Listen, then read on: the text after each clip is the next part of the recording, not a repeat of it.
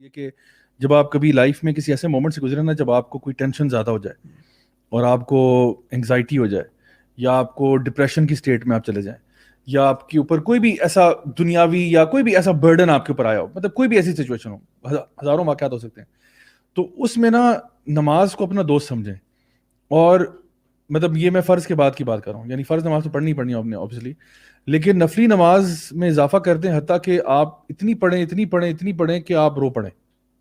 یعنی اپنے آپ کو نا اگر آپ نے, اور آپ یقین کریں کہ آپ کی زندگی میں کوئی بھی پرابلم ہے نا, یعنی ہم لوگ, میں نے کئی لوگوں کو یہ بات سنا ہے اور مجھے اکثر لوگ اپنے ان باکس میں سوال پوچھتے ہیں کہ میرے پاس پرابلم آیا اینڈ آئی اسٹاپ پریئنگ, میرے پاس یہ پرابلم آیا, میرے پاس یہ مصیبت آئی, so I got so disheartened, I stop praying and then I start doing this. حالانکہ the response should have been the exact opposite کہ میرے پہ پرابلم آیا, میں نے نمازیں صبح شام شروع کر دی, میں نے تو یعنی اپنے فارغ ٹائم میں نمازوں کے علاوہ پڑھتا ہی کچھ نہیں تھا. جب آپ کا یہ رویہ ہوگا نا تو آپ یقین کریں اس نماز کے ذریعے نا اللہ تعالیٰ آپ کے دل کے اندر وہ سکون ڈال دے گا جو کہ آپ کو ان چیلنجز کو فیس کرنے کے لیے ریڈی کرے گا, اور آپ پھر اپنے پرابلمس کو نا مسکرا کے فیس کریں گے, پھر آپ کو پرابلم نہیں ہوگا. تو میں سمجھتا ہوں کہ ایک بہت اچھا جو کام ہم سب کر سکتے ہیں وہ یہ کہ whenever life gets tough, you know, increase your prostrations before Allah subhanahu wa ta'ala and increase your nawafil ibadat. چاہے سب سے پرائمری اس میں نماز ہے, سیکنڈری جو نمبر 2 میں کہوں گا اور وہ بھی بہت امپورٹنٹ ہے وہ ہے قرآن کی تلاوت. اور قرآن کی تلاوت کریں, اور بشک مطلب اگر آپ کو ویسے عربک نہیں آتی تو پھر آپ ترجمے والا قرآن رکھ لیں, ساتھ ساتھ وہ پڑھیں, ساتھ ساتھ ترجمہ پڑھیں. قرآن مطلب ایک آپ نے رکوع پڑھا, ساتھ ترجمہ پڑھا, رکوع پڑھا, ترجمہ پڑھا, یہ بھی اسی طرح پڑھتے جائیں جب تک آپ کو رونا نہیں آ جاتا.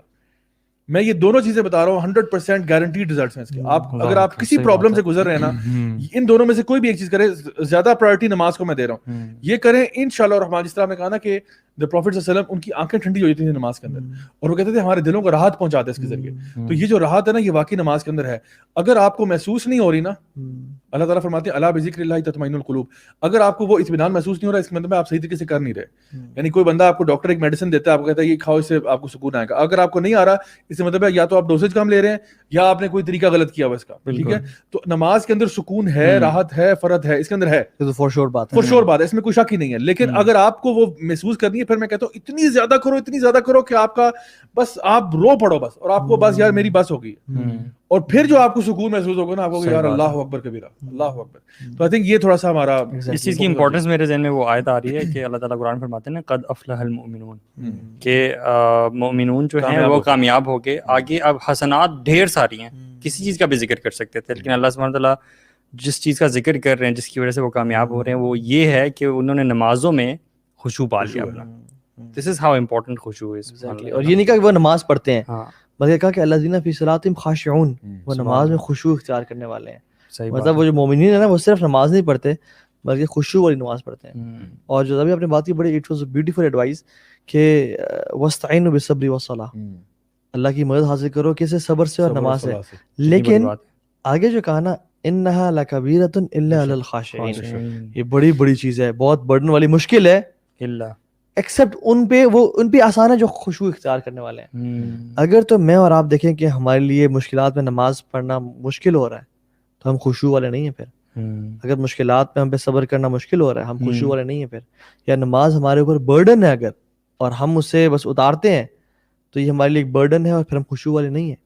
تو آئی تھنک جو خاشعین ہے, جو اللہ سے واقعتاً خشوع اختیار کرنے والے ہیں, it is not a burden for those. اور میں لوگوں کو یہ کہوں گا کہ یار آپ کریں, مطلب نا وہ جو نائکی کہتا ہے نا جسٹ ڈو اٹ, میں کہتا ہوں if you are in trouble just do it, forget ایوری تھنگ. مطلب آپ کو ڈاکٹر جب کوئی پرسکرپشن دیتا ہے نا تو آپ فالو کرتے ہو, چاہے آپ کو اچھا لگ رہا ہے یا نہیں لگ رہا. ڈاکٹر آپ سے کہہ رہا ہے بھائی آپ نے صبح یہ 2 گولی کھانی ہے, دوپہر میں 2 کھانی ہے, یہ کھانی ہے. اب آپ کو اچھی لگے بری لگے, کھانی تو آپ نے ہے. میں آپ کو یہ کہہ رہا ہوں آپ کی لائف میں پرابلم آتا ہے نا, آپ نماز پڑھو بھائی, نماز پڑھو, چھوڑ جاؤ کوئی اور باتیں کہ میں ابھی یوں کرتا ہوں وہ کرتا ہوں. میں کہہ رہا ہوں اضافہ کرو, پھر دیکھو کیا ہوتا ہے. وہ کہتے ہیں نا مزہ نہ آئے تو پیسے واپس. تو میں آپ کو گارنٹی دے رہا ہوں کہ انشاءاللہ فرق پڑے گا, لازمی فرق پڑے گا. اور اس بات پہ اینڈ کرتے ہیں کہ اگر آپ نے اس دنیا میں اللہ کے بلانے پہ, اللہ کی دعوت پہ سجدے نہ کیے تو خدا کی قسم ایک دن آپ رو رہے ہوں گے اور چیخ اور چلا رہے ہوں گے کہ اللہ سجدے کا موقع دے, اور نہیں مل رہا, لیکن آپ کو موقع نہیں ملے گا. کیونکہ جب اللہ سبحانہ تعالیٰ اپنی پنڈلی کو ظاہر کر دیں گے اور کہیں گے وہ یدعون الی السجود, کہ لوگ اب سجدہ کریں, فلا یستطیعون, جو لوگ نماز نہیں پڑھتے تھے نا ان کو توفیق نہیں ملے گی. کیوں؟ کیونکہ وہ دنیا میں نماز نہیں یار ابھی تو یہ چیپٹر ہم نے کھولا ہی نہیں ہے کہ وہ آخرت میں کیا ہوگا ان کے ساتھ. صرف ٹاپک خشوع کا تھا کہ ہم لوگ ان ڈائمینشنز کے بارے میں بات کرتے.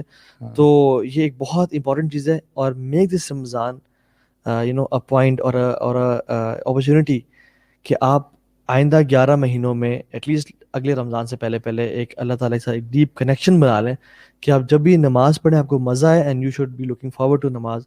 اور اللہ تعالیٰ ہمیں بھی جو ہم نے کہا اس پہ عمل کرنے کی توفیق دے. بارک اللہ فیکم. السلام علیکم ورحمۃ اللہ وبرکاتہ.